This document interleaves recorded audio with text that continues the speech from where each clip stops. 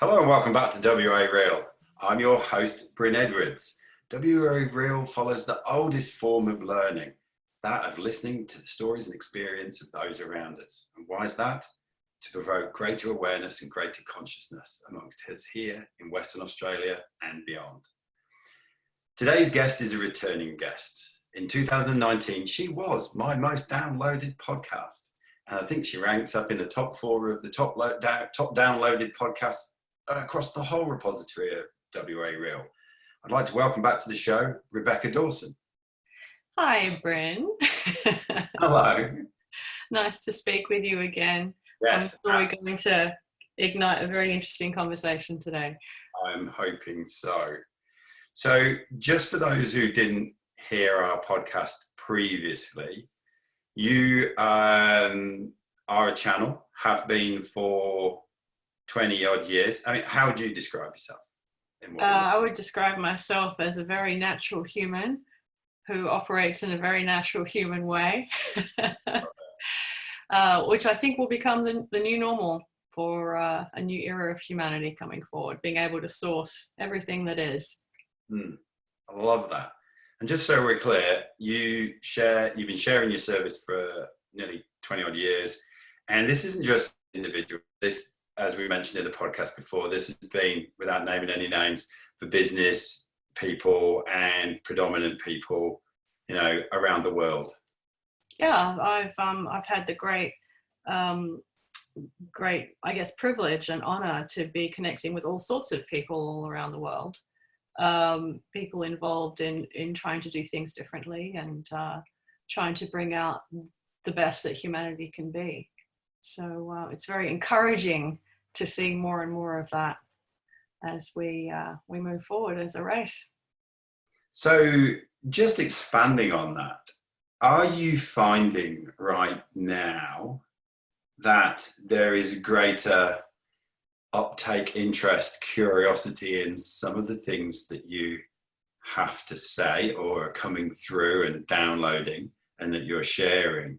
Because I, for one, am finding that as with this, disrupted environment that we live in, that it's almost taking the thin veneer and veil of some of the stuff that's not necessarily important away. And it's exposing a greater connection to things that are bigger than just our egoic self. So are you finding a similar sort of thing? I guess I could sort of look at that in a couple of different ways, Bryn. First of all, I think like many of us at the moment, we're experiencing a period of quiet. So for me at this time, I'm experiencing a period of quiet. And that's not just in terms of where I'm connecting externally, I'm also experiencing quiet internally. And there has been on a human level some internal conflict about that. If there was ever a time to be putting out content, if there's ever a time to be visible on the planet, it's this time. But I also see myself sitting in the middle of this huge cyclone of information. And it's not a time where I feel like I really want to add to that chaos and that movement. So that's one way I'm looking at it. Another way I'm looking at it is, humanity traditionally, I wouldn't say inherently, but more traditionally, looks for answers when things are out of control. When things can't be predicted and manipulated and controlled and restrained, they look for answers. So I'm sure that for yourself and for many people who delve into elements of truth in the way that we do, are looking for answers right now. Yeah. The question for me is, do I want to add to the confusion of what people are looking for? Or do I want to hold a space in the middle of all of that for people who are finding comfort in the I don't know? Because really, anyone that's looked at mysticism or looked into the great mysteries of different religions and truths in our world, the real power for transformation sits in your ability to stay in the space of I don't know. Yes. And we see that right now. People are scrambling for answers. What's the truth behind this? Which way is it going to go? What's going to happen? What's happened to cause all of this? And there's a greater invitation here. There's an invitation here to sit in that space in between because that's really where transformation exists. And we all want change, but I don't know that we're gonna be able to create change from looking for answers within what already is apparent. That's my view at the moment. Was it Einstein who said it's not the same mind that will find the answer to the problem? So I probably completely bastardized what he said, but I think that's a fantastic little jewel that you're bringing to the table there, because if we're looking to solve a problem that already exists, we're going to really move away from the space for something new to emerge. I mean, I even had a conversation with my father last night about change and new things. And it was interesting because his immediate response was, to start with, was, well, what do you mean? Well, we're going to have like a society with no money and this, that, you know, and no police and no this and no that. It was interesting because it was like, it was well, if it's going to be different to this, then it has to be not that. It has to be. And I sort of slowed him down in the conversation, or we slowed each other down in the conversation. And I basically said, well, look, we're living in a state of hypernormalization where deep down we all know things are a bit fucked, right? You know, look at what we do to the planet. Look at what capitalism is doing to us. Look at poverty. Look at the fact that a lot of people can't eat and feed themselves and stuff. You know, that they're signs that things are fucked. I said, however, hypernormalization is where we carry on regardless, because there is no alternative that we can perceive. And the point I drove across to my father last night was, where is the space? Like, let's just take democracy. You know, it's a thing that we have to repeat every 4 or 5 years, depending on who or where we are at, in which country you're in. And so where in that continued cycle is there space for more legacy decisions that have a 150-year, 100-year point of view, when you've only got sort of a couple of years and then it's, oh, I've got to go into the beauty parade, which is the election again. And I said, so where is the space for a conversation about what could that look like? Which doesn't necessarily mean just because you mention something different, you're immediately on the other side. Or if you mention something here, you know, if you don't like capitalism, then what's that mean? You're a communist. No, it's not that reduction. But it's having that space, like you said, of we don't know what that looks like. Let's sit in that not knowing and just get curious. That's it. And we're so wired for choice. Our brains are so wired for choice, you know, even in the dualistic model of the brain, which I don't believe was the original blueprint anatomically for how our brains were meant to work, these two hemispheres. You know, you look at choice, you look at the economy and all of the economic structures on the planet. Everything's based on opportunity cost. If I have this, I can't have that. I've got to sacrifice one thing for another.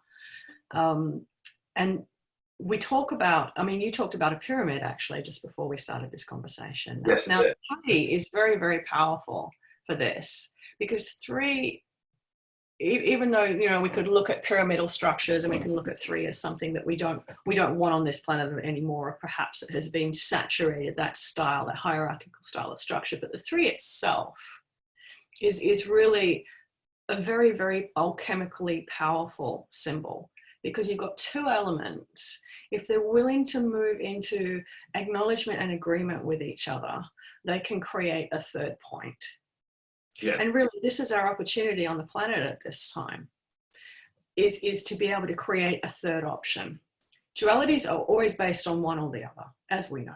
We can have this or this. Even in terms of what's happening now on the planet, are the good guys going to win or the bad guys going to win? Yeah. It's a fight between light and dark. We've heard this so many times. We're seeing it everywhere. You know, it's everywhere. And I'm not going to go into any specific terminology or names for the sake of this podcast, but we know about it.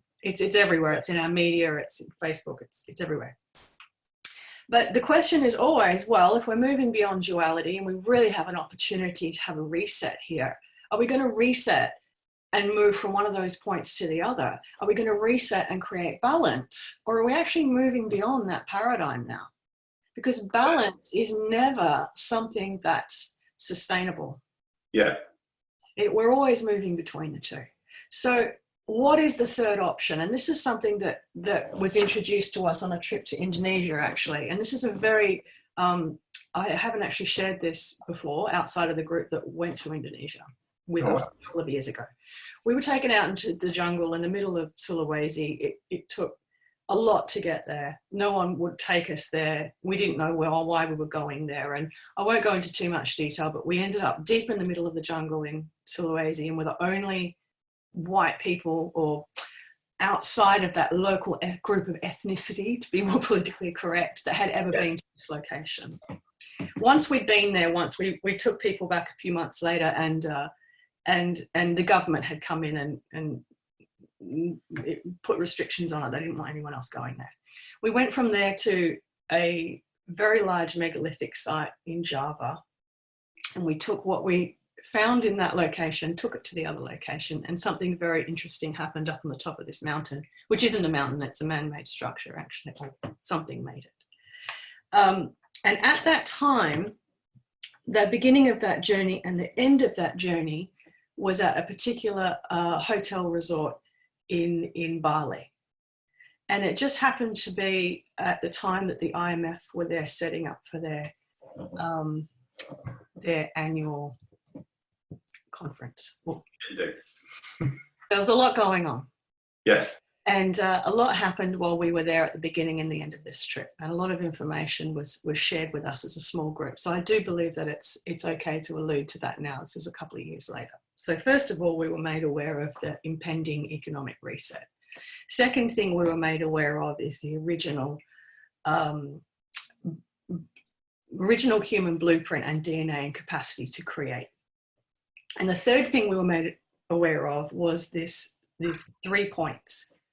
And that the way for humanity to move forward is to move beyond this economy of opportunity cost. What is the third option? So sorry, that's a long-winded way of me explaining how we came to this third option. Yeah.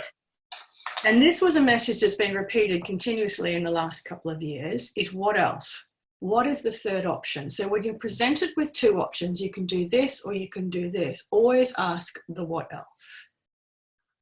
Because the what else is the I don't know. And that's the space where something new can happen. So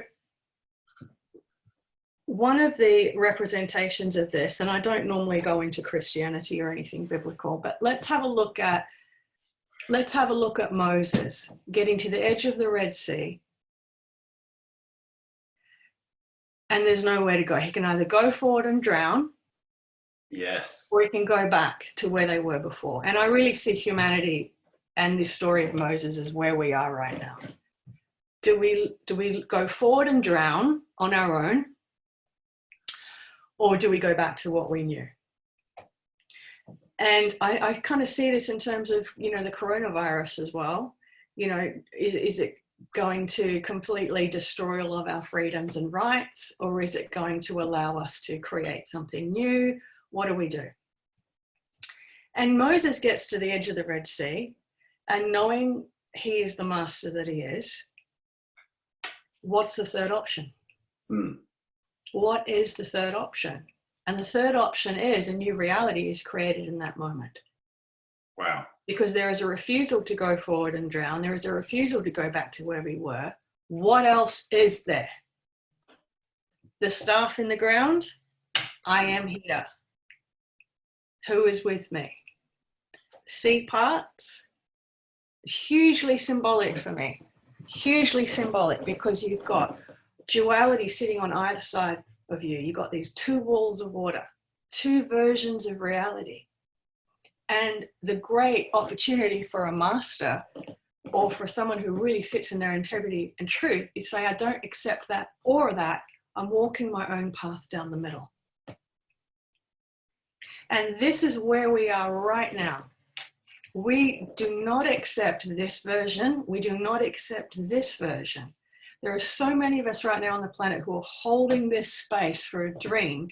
And so many of us, I believe, can be really honest with ourselves and each other at this time and say, I don't actually know what that dream is. That's a very powerful thing. Yes. Because there's a dream for peace, love, and harmony. There's another dream for, or a nightmare. There's a dream and a nightmare. But what else is there? Because really, if you're willing to walk down the middle as a master, that is creating a new reality. But you really need to be courageous enough to say, I don't know what it is yet. Yeah. No, I don't want that. And that, in that sort of reductionist conversation I was talking about, that's what cuts down the third way and the creativity. So, well, if you don't want this, what do you want? That, or this, or that? Or what do you want? And how much have we been driven recently to, what's your purpose? What's your goal? What's your thing? What's this? Da, da, da. And in your last podcast where we spoke, you really opened my eyes up to the idea of just sitting with not having a purpose for a while. Yeah. And just being, and for that to be enough. And I think from that myself, I had this almost dismantling of my own identity when I sat with it. And in that, and I could all of a sudden see this container which contained all of my identity as I knew it, all the bits I didn't like, which were my shadow. And then all of a sudden, the container was taken off, and it was just like more and more and more and more of me. And it didn't need a purpose. It could just be. Yes, when I came further down into the sort of denseness of living on the earth, yeah, okay, bit of purpose, values, and that, but to come all the way back behind that, and then to actually, what's the spark, what's the resonance that's coming out of me, how's that going to manifest? So when I do come back into this whole world of purpose, values, beliefs, thinking patterns, doing, creating, it's coming from a different place. It's not just stuck in that purpose. That was huge. And so, for me, listening to what you're saying now, it's that sort of third space where you sit in the complete not knowing, in the abyss. Yeah. Just knowing that you have a light, and that will light up the abyss. And that's the beginning of the new earth, the 0 point. If you're moving into something new with a clear intention, you're very, very likely going to create the same set of principles again that you've already experienced with life. It's another permutation. It's another set of probabilities playing themselves out. But the whole point of moving from an old paradigm to a new paradigm is it's not another version of the old paradigm rearranged in a different way. We're not breaking up the picture puzzle and putting the pieces back together in a new way. We've done that over hundreds of thousands of years. That's what the karmic cycle was all about. This is now moving out of cycle, which means that we have to be willing to sit in a space where there are no pieces to the puzzle, or we have to be willing to actually let the puzzle break apart further and and then new pieces and bits that we've never even thought about turn up. Maybe it's not a puzzle anymore. Maybe it's a different paradigm. We're so used to having problems to solve. We're so used to trying to solve. Our mind loves to fix problems. Well, I think back to the beginning of my kind of, metaphysical journey 35 years ago, where I really saw all the mysteries of spirit as different pieces of the puzzle. And I wanted to learn astrology, and I wanted to learn color therapy, and I wanted to learn sound, and I wanted to learn all of these things so that I could put the puzzle together and I would have a picture of what, life or God or the universe is. And then having an experience one day where I realized that the whole perspective here is to actually get rid of the puzzle. Yes. Not solve it. Just get rid of it. Yeah, get rid of the puzzle. And then just be and live, and then from being, doing. Yeah. But all the mind loves the puzzle, doesn't it? It loves the puzzle. It loves the framework. It loves like, if I know this, then I'll know that. And then I'll know this. And then I'll be powerful. And then I'll be, and yeah, you know, I frequently mention that a lot of people say that the mind is very powerful. I would disagree. I would say it's very forceful. And the true power comes from back where we've just been talking about. Yeah. It's very persistent, the mind, isn't it? Yes, it's a sneaky monkey. So one of the reasons why that provoked me to want to reach back out and talk to you, other than the fact I just love talking to you anyway, was you sent an email out, or you had a download yourself on the 5th of April, which you then popped into an email. And as you said to me just before we started recording this, it took you the sum total of 5 minutes to write, which is pretty awesome. And in there, before we get to the bit which I'll read out, you know, you talked about it's been 10 years of pointing out what's been happening. We're moving to a renaissance of creative human and new era. The space between spaces, which we've just talked about, new blueprints, and forcing to be slowed down. And then you wrote this, which I have to be honest, I read 3 times and then had to go and have a walk and think about. And then I stopped thinking about it, and then I let it settle in. And then all of a sudden I went, oh. It was. So I'm just going to read it out, and then I'm going to ask you to talk more about it. So this was the email. Humanity has completed the collective human karmic cycle. You are no longer in a reality where we unconsciously make choices based on need or requirement. Therefore, no choice is based on fulfilling contracts, replaying history, resolving conflict, or required learning. The era of collective human unconscious is over. Unconscious choice based on requirement is over. And those 2 bits were in capital. The matrix of karmic history is no longer containing the earth reality. Today you begin a reality where choice is conscious and based upon what you want to experience, what you want to create, and what you want to explore. Not based on a sense of need or survival, based on curiosity and source-driven desire. That's sovereignty. That's freedom. This is it. This is the new earth. This is the new humanity. That's fucking strong. It was strong, and I was quite surprised by the caps. We don't normally do things in caps. Yeah. So it was, and it's funny because when I saw it go on the page, I thought, this is less wordy than it normally is, but it's to the point. And you know, it's what we've been talking about for so long with the end of the perpetual cycle of motion. And I think in relationships, it's been very obvious for people in recent years that we stay in things and we fulfill contracts and we persevere where perhaps it's not required for us to persevere, because we believe that there's something here that we need to learn. And it's almost, for me, I mean, I have strong Catholic roots from my early years. It's almost a sense of self-punishment. I'm in this situation, whether it be a relationship or something else, I'm in this situation because I must have done something to put myself here, and there must be something for me to learn from it. So I'm going to stay in it. Now, if we take that mentality, which has been valid within a karmic history, but this is a humanity that's moving out of that now. Now, if we take that premise and we put it into global events right now, there are things that are happening that we're uncomfortable with, that don't seem right, that perhaps we wouldn't normally accept.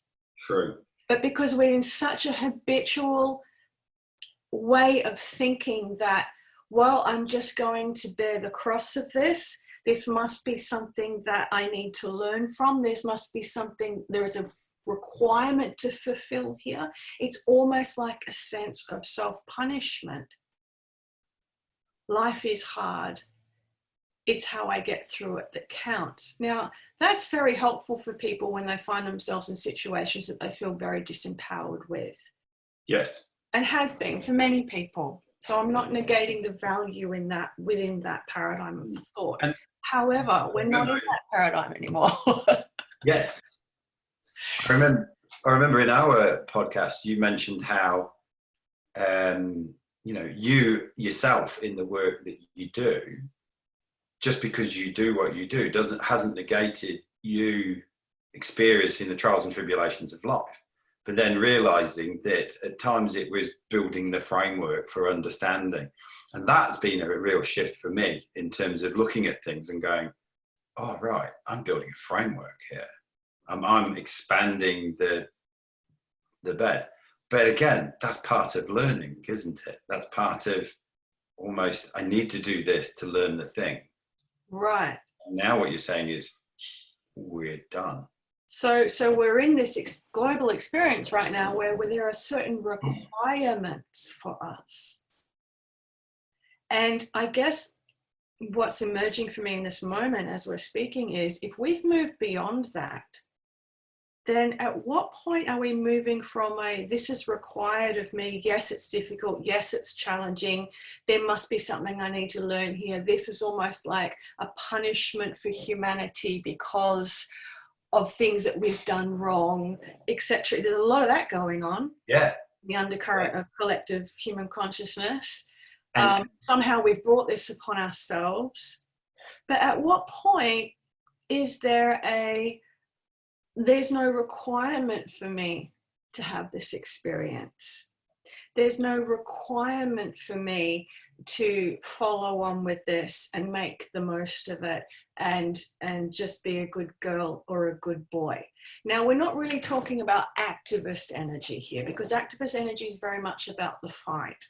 This is really about a statement internally that if there's no longer a requirement for you to have a certain set of experiences, this is the moment where you actually begin to think about the experiences that you want to have. And that's why we're entering a dream time right now. This is the space where, what do we actually want? And it's interesting that it's coinciding with what is it that you have to do right now. yes. Very, very interesting. So the decisions of requirement is everywhere in our social spheres and our political spheres and our economic spheres right now. What do we have to do? What do we have to do to get through this together? Whereas if you're looking at this from a greater perspective, it's like, well, it's not actually about what you have to do now. It's about, what do you really want to do? So how many people are sitting there going, actually, I don't know? How many people are being like Moses before he put his staff down and announced his own existence? I am here, who is with me? And it's like, well, I can either go forward and drown, or I can go back and try and do the best with what we already had. And do you really want to go back? Well, a lot of people do, because they're afraid. I want things to go back to normal. Because they're afraid. Yeah, because they're afraid. And because their identities are all embedded within that system. So do I even exist if I'm outside of that system? Well, then what happens? Then you have to walk through the desert, right? There's no landmarks in the desert. There's nothing to tell you who you are or where to go. It's just the stars. I get curious about the idea of there being cycles and waves that are moving and shifting things. I've been drawn heavily to consider the world of somatics, where you have the metal plate with the sand on, and then you have a speaker underneath, and you put the different tones, and the different tones make the different patterns. And there seems to be a lot of knowledge that seems to talk to me as I think about, or even just by looking at the patterns, by looking at a YouTube video or watching it on TV. The fact that on one level, the thing that seems to come through to me is that on one level we are bits of clay that are almost pushed together by the different waves, and that there are cycles, like you're saying, that are moving as we move towards a new earth. And so I wonder whether in a world of free will, are there those of us that are just surrendering to it and will happily move with the waves, even though it's like a fucking roller coaster when you sit on it and go. It is. Except the roller coaster's not coming back to the same place you started. Right. But you know you will be doing this, and it will make you squeal and make you go, fuck.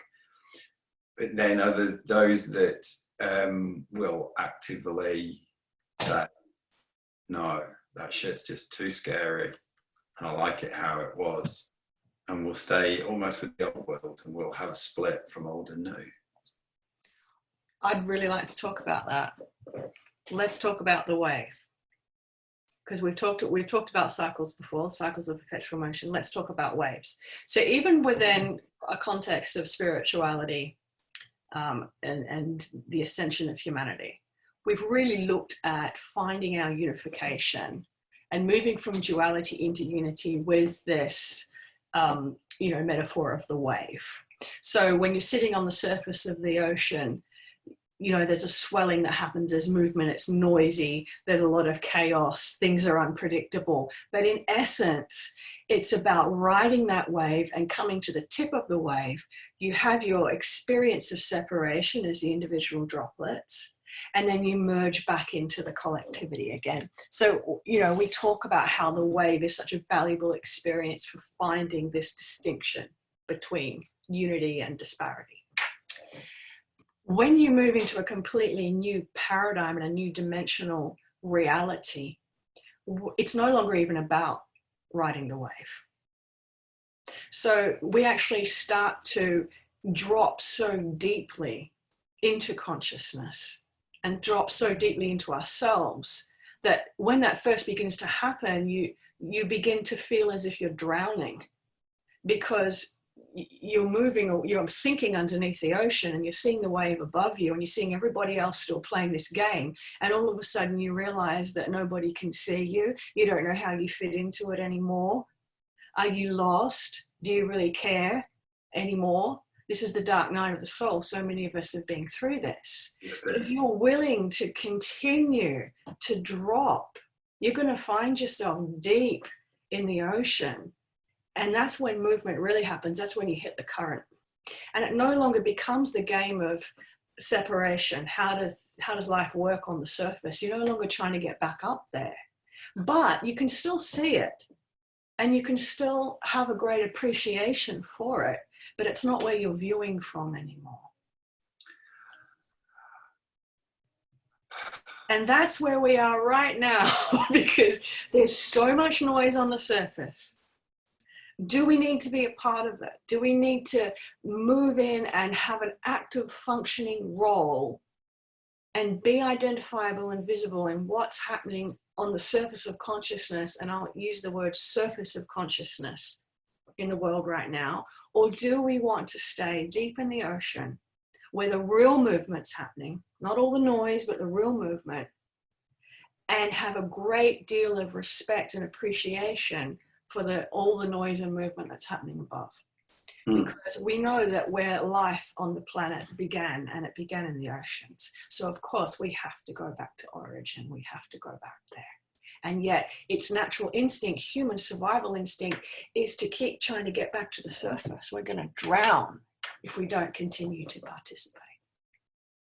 So it's against every survival instinct that we have as humans, but it's really where the movement's happening right now. So it's deep in the ocean. Wow. Deep in the ocean. So, the wave, I love the way you brought that up today. I think that's so beautiful. Thank you for bringing that up. The wave and the cycle are inherently linked. But they are more what's going on up on the surface. It never ends. It never ends. And that's why, what's the third option here? Because the balance between light and dark, that balancing act, it never ends in third dimensional reality, because that's the fabric of third dimensional reality. That's the way it's designed. But we do have an experience now where, well, you know, dimensional fabrics like material. It's like a canvas-like material. And when it reaches saturation point, when every possible permutation or probability has been played out, it starts to wear. And what's happening right now is third dimensional reality, if you look at it as a piece of fabric, is starting to stretch. And when it starts to stretch, all of a sudden you start to see where the threads are and how they're connected to each other, and it can get really fascinating. Suddenly we can see how the governments are actually constructed, and how the economy really works, and how everybody's interconnected. And there's a great opportunity there to really see that and be fascinated with it.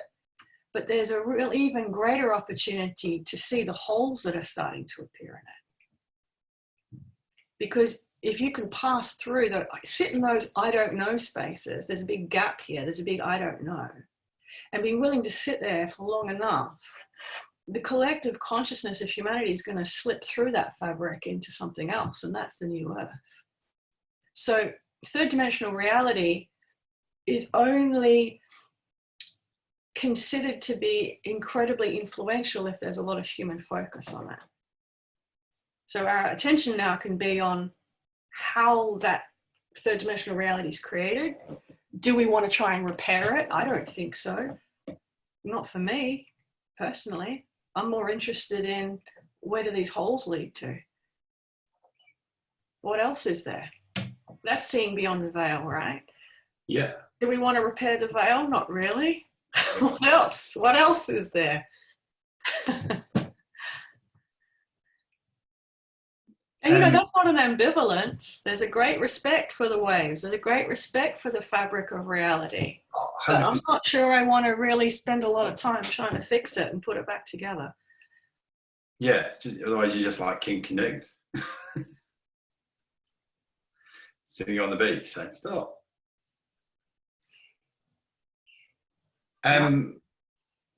Do you get a feel, I mean, granted, earlier in the conversation we said, you know, we don't know. Do you get a feel for any of the elements of where we are going to? I mean, you use the words like third dimension, so where we're going to, fourth or fifth, and what would that look or feel like? What's the underlying? Can you see where I'm going?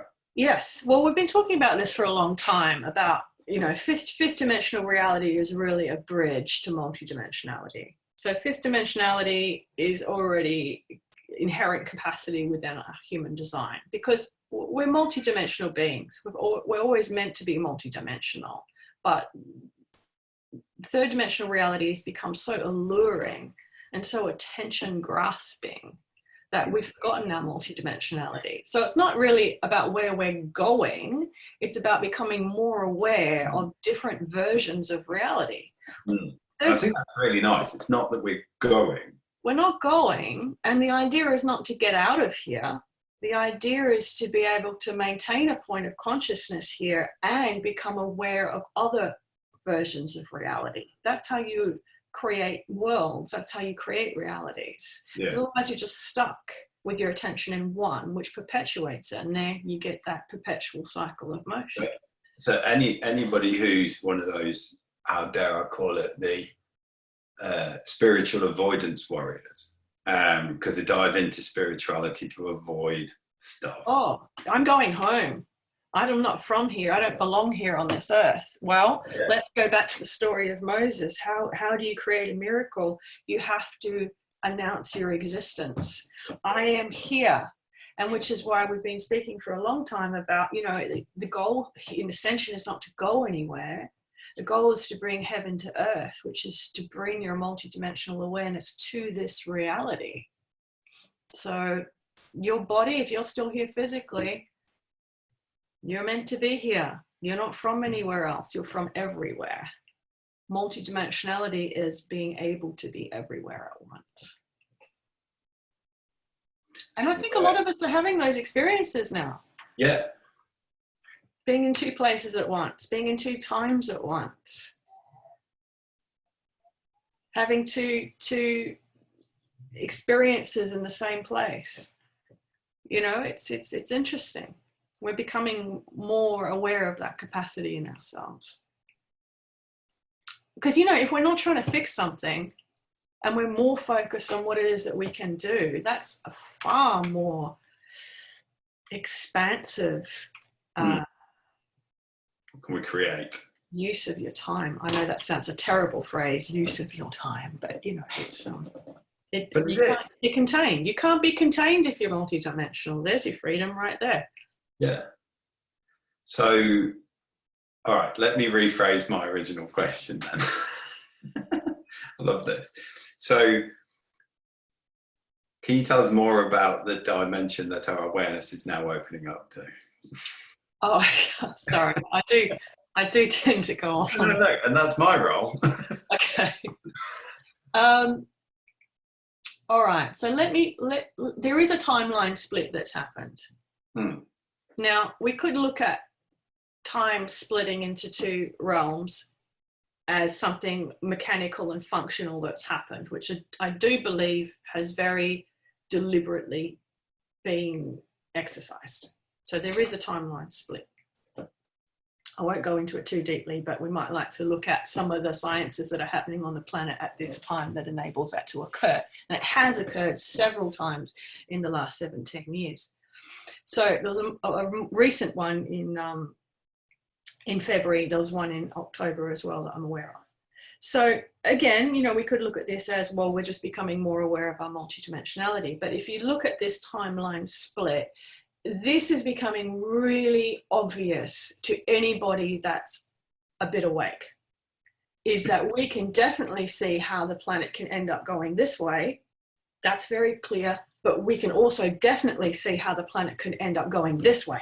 Yes. And you can see that there are two versions of reality, or two timelines that are being shown for the potential of the planet. Now, within third dimensional reality, you have to adhere to linear timelines. That's how the construct of the fabric of the reality is maintained. So in creating a timeline split, you're still having third dimensional experience, but they're running parallel to each other. Yeah. So this is a little bit like the bridge to multidimensionality. Right. So you can see and feel. You can see and feel both, which is why emotionally and in a sensorial capacity, many of us are swinging throughout the day between this doom and gloom and eternal optimism, because we're actually existing with two parallel timelines on the planet right now. So our great challenge, and it is a challenge, because we are very sensorial beings, we can sense both. How do we keep our focus in the space in between them? Right. Because really, we don't really, as multi-dimensional beings who are here at this time to usher in a new reality, we don't really want to pick one third dimensional timeline over another. What we want is to hold that space in between for something new to be birthed, because the new earth doesn't sit in any of those timelines. Yes. It sits beyond them. So this is why we're talking about the fabric with the holes in it. You're going to keep your focus on the holes. Yeah. Because then what's the third option? What's the solution? What's the new way? Rather than we have this or we have this. But it's incredibly distracting. It's like Moses walking down across the Red Sea, and there's a wall of water here and a wall of water here. If you get too close to the sides and you touch those sides, you could be in trouble. And we know that from ourselves. We drown in each version of reality if we get too close to them. I'm speaking at this time about people who are highly sensitive and very conscious.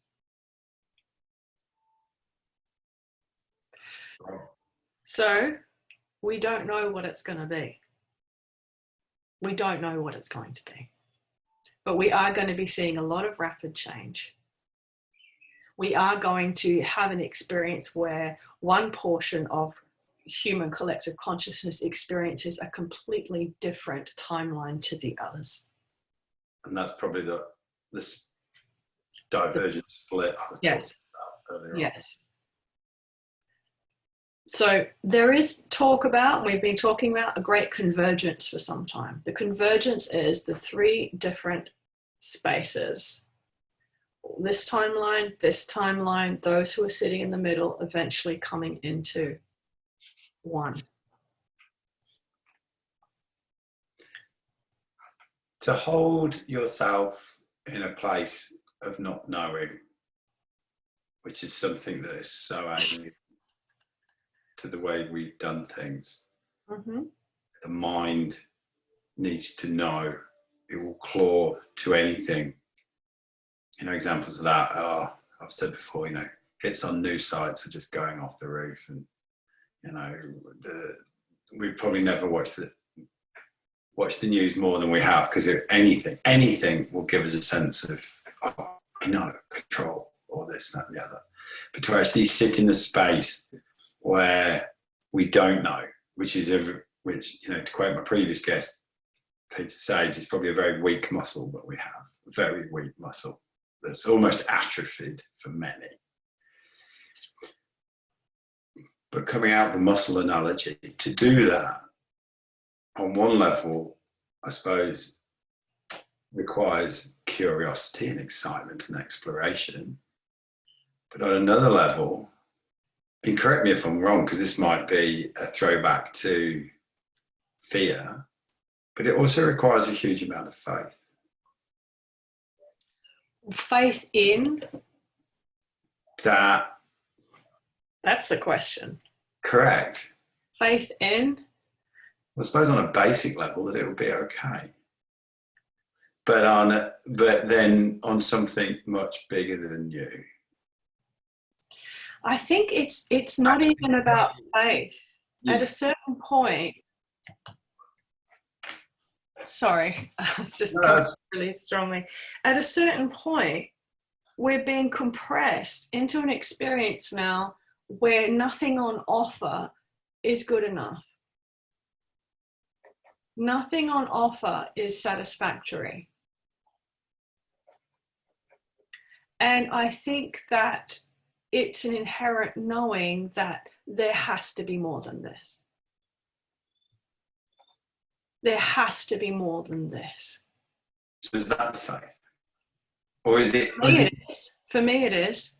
Or is it even? It's probably even greater than faith. It's a knowing. It's a. Well, I love the phrase, and I use it all the time. There's always more. There's always more, but it's not more of the same. Yes. There has to be more. And again, we go back to this mentality where, well, this is our lot in life. This is how it is, and we need to make the most of it. But you know that when you walk out into a forest, if you're willing to really be present and to have no intention and no purpose and no sense of survival and nothing that you want, if you don't want anything from that forest, but you're willing to just be with it, suddenly something else happens. It comes to life. You're in a different dimensional reality with it. It's revealed to you. And it's the same with life for us. This very mechanical life that we're in as humans, there must be more than this, but it's only when you're willing to drop your purpose, your intention, what you want from life. When you get to the point where you realize, I actually don't want anything from life anymore. I just want to know what else is there. And that's it is. Because who asks the question? That's enormous. That's next level questions. But it's the question that you don't really even want an answer to. You just want the right. You want the right to ask the question. The right to be dissatisfied, because every master or human or guru that's ever been on the planet that could call themselves enlightened has got to a point of dissatisfaction where they've asked the question, what else is there? Because they've dared to. They've dared to allow themselves to be so dissatisfied with what's on offer. And then they completely see everything differently. We all know and have read of and have heard people who have had that experience. And they're no longer trying to fix things after that happens. It's not that they're in denial. It's just that they've woken up in a new reality. And suddenly they can see all the waves, but it doesn't seem to impact them as much anymore. So, it's daring to ask the question. That's the greatest rebellion we can have right now, I think, is not accepting anything on offer. And it doesn't mean you're rejecting anything. No.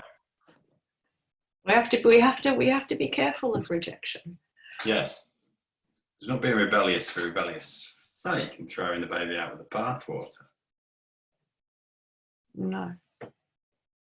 I mean, isn't this what meditation is? You sit in meditation and you just want to come naked with nothing, no identity, no purpose, no intent. What is there? What else? That's why we do it, right? That's why we do it. That's true. Yeah. Because we want to see, we want to know what else is there. And that sits above all the drama that's going on, all the waves, or below, Right. all the waves. So what an incredible, incredible opportunity we have right now. Because there's nothing like a bit of dissatisfaction to get you to ask the question. Yeah. And it pulls up all those programs, doesn't it? I'm not worthy, I'm not deserved, I'm, Do I have to go fix this? Oh God, I'm a classic self-flagellator from way back. Not only do I have Catholicism in my childhood, but I'm also a Virgo. So the self-perfectionism is intense. Oh, you got a whole catalogue of stuff you can do. Oh yeah. I'm fully equipped to try and solve the problem. And if I can't solve it out there, I'm going to try and fix myself. Yeah, and fix. I must be the problem. Yeah, and it's interesting because you use the word fix. Yeah. But if there's one thing that's coming through in my downloads at the moment and what's coming through in what you've just said today, you're all already, you're everything. Yeah. It's the increasing of your awareness of things that are already there. Yes. I think we talked about, learning is almost a misnomer, and self-development is, it's more revelation. Yes, because it's our right to ask the question and expand with that. What else is there? It's so audacious, isn't it? Not to accept anything that's on offer. It's almost cheeky, yes. Audacious, cheeky, naughty. Right? You're in the restaurant and you've got an a la carte menu. This is what everything in third dimensional reality is about. You can choose one entree, one main course, and one dessert from what's on offer. If you have that, you're going to sacrifice that experience. If you do that, you give up that experience. And there's a limited amount that's on offer. But to be so audacious and to throw away the menu and say, what else you got?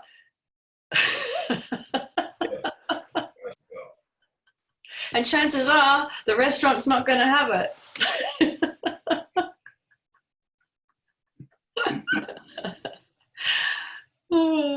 Leaving the restaurant, you sit there and keep asking. Yeah. And you're a rebel, or you're delusional, or you cannot be satisfied, or you don't play along. You're not the ideal customer that we want. You're not giving us the right feedback. Is there anything else you feel that you need to share at the moment? Just very briefly, because this came up This came up a few days ago. When you birth a new reality, the human body tells us so much about our reality and our capacity. This is a dream time right now. So we're in conception. And conception is where a lot of stuff is happening at a cellular level. It's happening in the DNA and the blueprints. You feel a bit nauseous. You get vertigo. You get headaches. You're tired and you want to sleep. So I know a lot of people are having these physical experiences at the moment, but you can't see evidence for anything. Yes. Then you go through a 9-month period of gestation, which is what the planet's moving through at this time, 9 months, where there's a swelling that happens. There's discomfort. You can't move a lot. You've got to look after yourself. You can't really go anywhere or do a lot. You can't seem to achieve a lot. You can't work as much. And then there's a birth. And the birth happens very quickly. There's a lot of angst and a lot of fear, but ultimately nothing is the same again afterwards, because your role has changed, your identity is different, your whole world has shifted when you give birth. So this is where we are. It's the dream time, it's conception, it's early gestation time, and we have about 9 months. I feel like we're at the point where we've, I'm going to use a really crude analogy. We're just weed on the stick and we've gone, 2 lines. I love that. 2 timelines. Yep. 2 lines. Yeah. It's not about choosing one or the other, right? It's what's going to happen in the midst of those lines. There's been all this strange stuff that's been happening. You and I were talking about it before the show. All these strange things happening, like, oh, I just felt different, and things are happening, and I've had a fatigue, and this, that's all the I think I might be. Yes, and it's very difficult at the moment because we've moved out of linearity, that horizontal x-axis. It's very difficult for people to expand outwards, to be able to expand their energy. The best way to do that at the moment is vertically. We have a very, very strong vertical axis right now. Very strong. Straight out through the body. It's going to pull you back a little bit. It's on a bit of a tilt. That's the best way for people, in my experience, at this time to feel grounded and to reset and realign themselves if they're feeling like they're all over the place, especially with the vertigo. The axis on the planet is still tilting, which is why that line's not straight through your body. It is going to pull you back a little bit. But it's a really fantastic way to completely feel solid again. Not many of us are feeling very solid right now. So, and I'm just going to throw one little bit in that I'm being asked to. I don't know why. This is a part of our conversation, but for some of your listeners it is. The planet's been around this cycle before. And what's happening now has happened before. It happened with the electromagnetic fields. It happened with manipulation of electromagnetic fields and currents on the planet, and it ended with the demise of Atlantis. Right. Something very, very similar playing out again at this time. It will not unfold in the same way. Yes. But that's why it's so huge to so many people. That's why there's so much attention on electromagnetics right now on the planet, because there's such a strong collective memory within humanity that this has happened before. And that electromagnetics was tinkered with before. Of course. And what did it do? It sank Atlantis. So, very unlikely to have the same outcome. It's a nice piece of solace to take in amongst this. I get the sense that a lot of entities and beings have come here to watch this.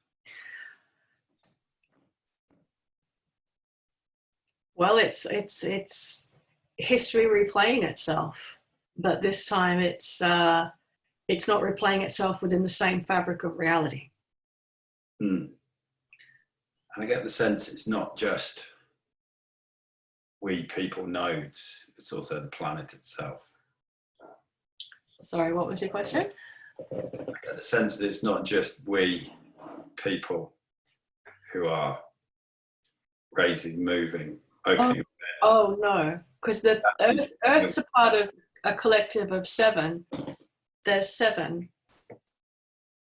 It's almost like, I wouldn't call it like a constellation. I would call it, what would you call that?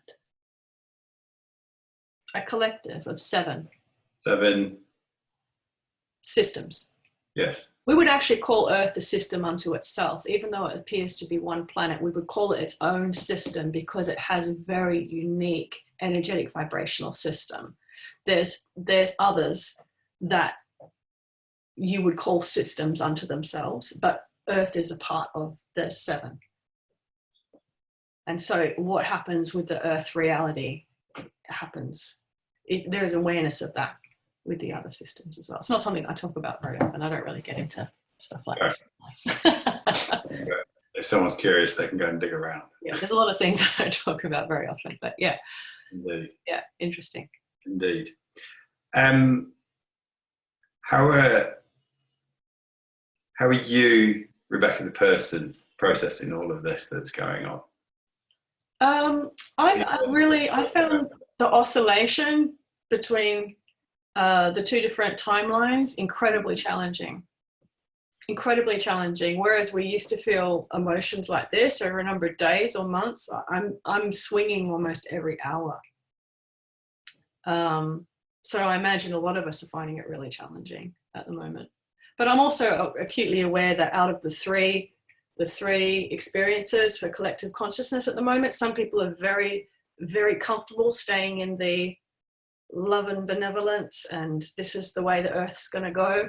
Some are very embedded in this is doom and gloom and this is how the Earth's going to go. I'm very much embedded in the space in between, so I'm kind of oscillating, touching the sides and really trying to focus on the I don't know with all of that. So it's challenging. I'm sure it's challenging for many of us that are sitting in that space. So I thank you for today's conversation, because it's a great reminder for us to be dreaming in this space about what else. Yes. And how are you keeping yourself sort of grounded in amongst this? You're getting out for walks and stuff like that? Not really. A little bit. I walk the dog every day. Yeah. I'm sleeping a lot. I've been very busy because, I homeschool as well anyway. My son's in year 10 now, so there's a lot involved with that. And my phone's always very busy and my emails are very busy during times like this. So physically for me, being vertical and sleeping has been the best thing. I'm dreaming a lot. I'm dreaming when I'm awake and when I'm asleep. So it's an interesting time, but I'm not exempt to the roller coaster. No. And that's why I wanted to sort of bring it back to you, Rebecca the person. Yeah. Not just leave it with, that was really good information. Yeah, well, I have to say for, however many years now I've been practicing this, my get out of jail free card has been consistently, I don't know. And every time I really sit in that, there's a new pathway that opens up. So I've been practicing that for a little while. The I don't know. And this is, if there was ever a time for it, it's now. You remember from the last time we spoke, the last question I asked my guests, although I may have another sneaky one at the end, but my last question I asked my guests is if you could upload a little golden nugget into the collective consciousness for everybody right now, what would that be? Keep your eye on the holes that are appearing and the spaces. Don't try and fill them. Sit in them for as long as you can, because that's the doorway to the new Earth experience. Love it. Love it. And that's a cheeky question. Do you have any advice for me and WA Real as to where we should be going at this time to be of service? I love the way that real can become reality, WA reality. I really feel that what you're doing is weaving a new fabric for WA. There's something very unique about the energy here in WA. We know that. We know that. We know that there's been a city of light here that's beginning to reveal itself. We know that our isolation is our greatest advantage at this time. We have an incredible opportunity to be able to view the events in the world from this point of isolation. It gives us an incredible vantage point. It also enables us to be part of the new dreaming and the new dream time for the new earth reality. So the conversations that you weave are like golden threads that create the new fabric of reality, the new WA reality. And so, so much gratitude for what you're doing. Thank you. That's awesome. Thank you. Feel quite emotional listening.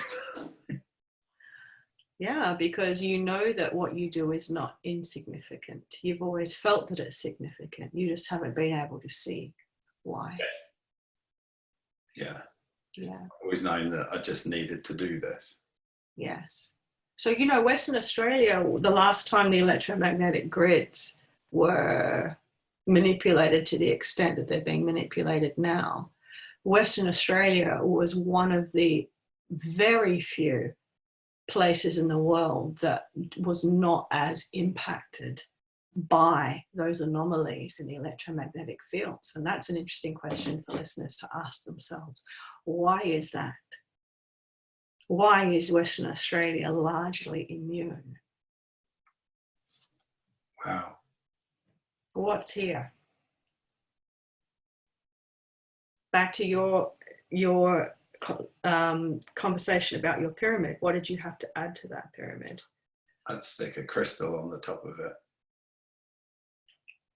So something very interesting about the geology of Western Australia that enables it to have its own. We would use the term electromagnetic biosphere. Good place to weave a new reality, Bryn. It is. I've got so much to think about. So much to open up to and sit not knowing about. I can't tell you how many times I've asked, why? Why am I from Perth? Why am I in Perth? Yeah. Why? It's the first question I ask everybody.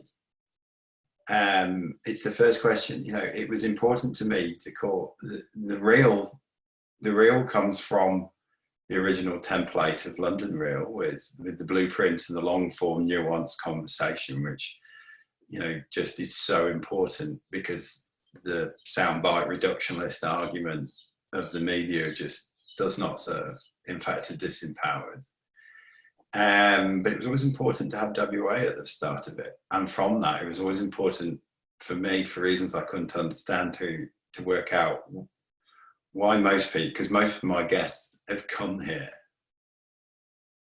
There's not that many who have been here, like multi-generational. Yeah. And I'll be honest, 145 episodes, 146 episodes, there's probably been only 2 Oh, wow. Indigenous people. And that's not through neglect, it's through struggle to find Yes. right people to connect and have expansive discussions with. Yeah. I'm sure now I said that, I'm going to get inundated. You will, which is well that. Please come, because I'm so willing to listen and learn and tap into ancient knowledge. But interestingly, some of the people recently who I've interviewed who have like 3, 4, 5 generations here in Australia have come out with some sage, deep wisdom. Yeah, there's something inherent here in Western Australia that it has remained intact for hundreds of thousands of years. Hundreds of thousands, and it's been here all this time. So, interesting times. Rebecca, thank you so much for your time today. Oh, thank you too. It's a great way to spend Easter Monday, right? Isn't it? If people want to reach out and find you, Yes, I've got a website, so it's my name, rebeccadawson.net. And there's actually, I've got a membership site that's going to come up shortly, so you can really dive into. I'm going to actually release all of the content we've ever done, all in one place, because if there was ever a time to be able to access all of this, it's now. And actually, you spoke about purpose earlier, and purpose and intent. I've just finished writing a book about purpose, so that should be available on Amazon in the next week, if anyone's interested. Rebecca, thank you so much for your time. Thank you, Bryn. It was an absolute pleasure once again.